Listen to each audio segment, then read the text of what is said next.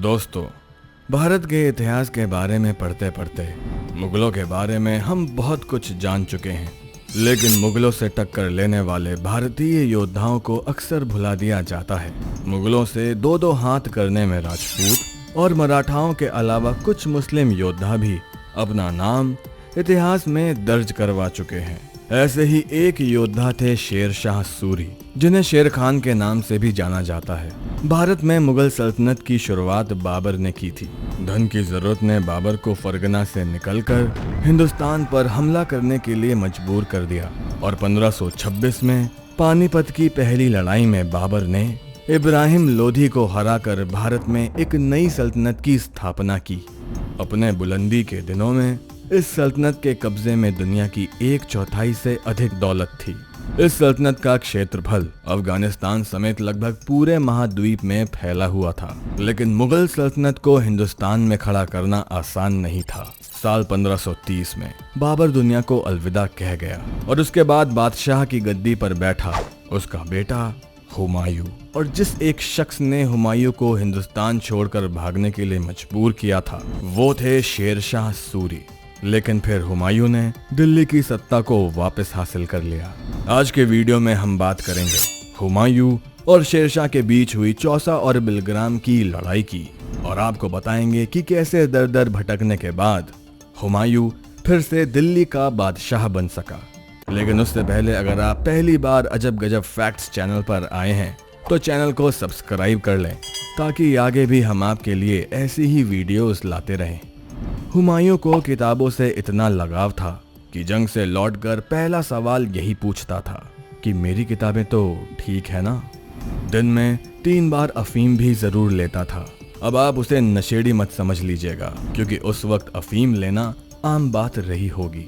खैर, वो ईमान का बहुत पक्का था और वजू किए बिना यानी हाथ पैर धोए बिना खुदा का नाम लेना भी हराम समझता था। बाबर की मौत के समय उसकी उम्र 22 साल के आसपास थी और इस समय वो 2 तरफ से दुश्मनों से घिरा हुआ था।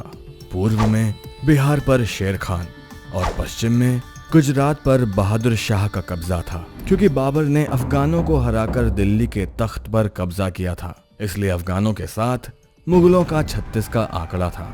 दुश्मनों से घिरा होने के कारण हुमायूं चुपचाप बैठा था, लेकिन इसी बीच बहादुर शाह ने चित्तौड़ पर हमला कर दिया।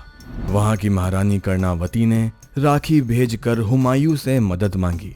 हुमायूं रिस्क लेकर मदद के लिए निकल पड़ा, लेकिन तब तक बहुत देर हो चुकी थी और महारानी कर्णावती जौहर कर चुकी थी।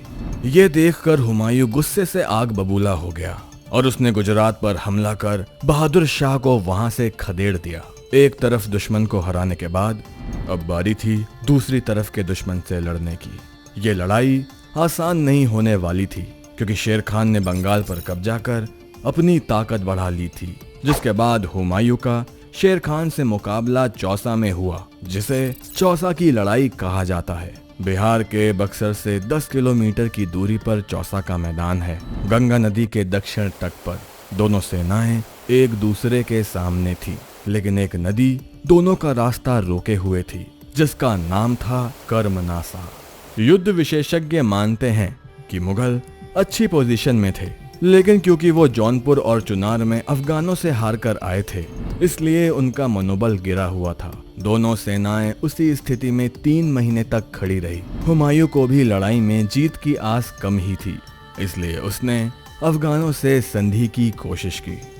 इसलिए हुमायूं ने शेर खान के पास शेख खलील नाम का दूत भेजा। शेख खलील प्रसिद्ध सूफी संत शेख खरीद की वंश का था। शेर खान उनका बहुत सम्मान करता था। शेख खलील ने शेर खान से कहा, अगर तुम शांति नहीं चाहते हो तो युद्ध करो। और शेर खान ने जवाब दिया, आप जो भी कुछ कहेंगे वो मेरे भले के लिए ही होगा।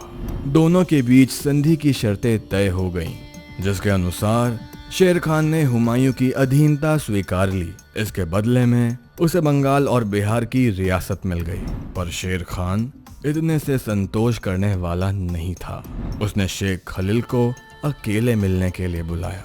शेर खान ने उससे कहा, अफगानों के मन में शेख फरीद के लिए बहुत मान सम्मान है, और उतना ही मान सम्मान वो उनका भी करते हैं क्योंकि वो उन्हीं के वंश के हैं। ये कहकर शेर खान ने शेख खलील को बहुत से तोहफे दिए, जिन्हें पाकर खलील फूला नहीं समाया। शेख खलील ने शेर खान से कहा, अगर तुम अभी मुगलों पर हमला करोगे तो जीत जाओगे, क्योंकि उनकी सेना की हालत अभी बहुत खराब है। शेर खान ने शेख खलील का सम्मान किसी महत्वाकांक्षा से नहीं किया था, लेकिन इस सम्मान की वजह से शेर खान को वो मौका मिल गया था जो उसे हिंदुस्तान का बादशाह बना सकता था।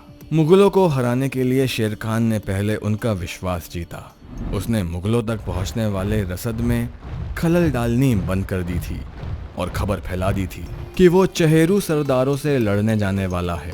साथ ही शेख खलील के साथ एक पत्र भिजवा दिया जिसमें मुगलों को चहेरू सरदारों से सतर्क रहने के लिए कहा। मुगलों को अब शेर खान पर यकीन हो गया था और वो उस रात बड़े इत्मीनान से सो रहे थे कि तभी शेर खान ने पूरी ताकत के साथ उन पर हमला कर दिया। अफगान सेना ने उन्हें हर तरफ से घेर लिया। अचानक हुए हमले से मुगलों को संभलने का मौका ही नहीं मिला। हुमायूं हमले से इस कदर घबरा गया कि उसने आसपास के पुलों को तोड़ने का आदेश दे दिया।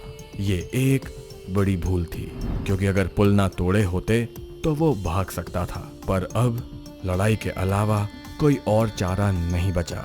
हुमायूं को लड़ाई का मैदान छोड़कर भागना पड़ा, पर भागता कहाँ, क्योंकि सभी पुल तो वो तोड़वा चुका था।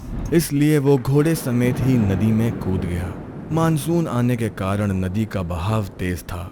वो नदी की धार में बहने ही वाला था कि अचानक किसी ने उसे चमड़े की थैली पकड़ा दी, जिसमें हवा भरकर वो किनारे पर आ गया।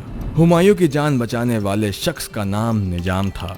हुमायूं ने उसे कहा कि तुमने एक बादशाह की जान बचाई है, इसके बदले में तुम्हें आधे दिन का बादशाह बनाया जाएगा।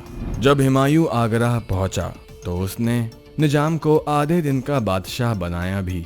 जैसे तैसे हुमायूं इस बार बच गया, लेकिन शेर खान और उसके बीच कन्नौज में एक और युद्ध हुआ, जिसे बिलग्राम युद्ध भी कहा जाता है। इस युद्ध में शेर खान ने हुमायूं को बुरी तरह से पराजित किया और उसे भारत छोड़ने के लिए विवश कर दिया। युद्ध के बाद बादशाह हुमायूं बिना राज्य का राजा था, क्योंकि काबुल और कंधार उसके भाई कामरान के हाथ में थे।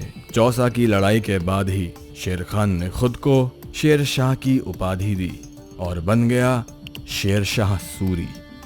बिलग्राम की लड़ाई में हारने के बाद हुमायूं भागकर सिंध पहुंच गया, जहां उसने अपने सौतेले भाई हिंदाल के पास शरण ली। वहीं एक 14 साल की लड़की हामिदा बानो पर हुमायूं का दिल आ गया और उसने उससे शादी कर ली। शादी के 14 महीने बाद हुमायूं के घर एक लड़के का जन्म हुआ, जिसका नाम रखा गया जलालुद्दीन मोहम्मद अकबर। उधर शेर शाह सूरी की मौत के बाद पहले इस्लाम शाह और फिर सिकंदर शाह दिल्ली की गद्दी पर बैठा। शेर शाह की मौत के बाद सूरी वंश उतना मजबूत नहीं रहा। हुमायूं ने अफगानिस्तान पहुंचकर फिर से सेना बनाई और बैरम खान को अपना सेनापति बनाया। बैरम खान के नेतृत्व में मुगल सेना ने पहले पंजाब के सरहिंद पर कब्जा किया और फिर हुआ अफगान सेना के साथ एक भीषण युद्ध। कहते हैं बैरम खान ने मरे हुए अफगान सैनिकों की खोपड़ियों से एक मीनार बनाई, जिसका नाम उसने रखा सिरे मंजिल। इस जीत के साथ ही दिल्ली से अफगानों का राज हमेशा के लिए खत्म हो गया और एक बार फिर से मुगल राज की स्थापना हो गई। थोड़े समय बाद एक दिन अचानक सीढ़ियों से गिरने की वजह से हुमायूं की मौत हो गई। बादशाह की मौत की खबर को कई दिन तक छुपाया गया और एक बहरूपिये को उनके तख्त पर बैठाया जाने लगा, ताकि कहीं मुगलों में विद्रोह ना हो जाए। आखिरकार 17 दिन बाद बादशाह की मौत की खबर बाहर आई और अकबर को अगला बादशाह बनाया गया। तो दोस्तों, ये थी हुमायूं के दिल्ली को खोने और वापस हासिल करने की पूरी कहानी। ऐसे ही इतिहास की सच्ची कहानियों के लिए चैनल को सब्सक्राइब जरूर कर लें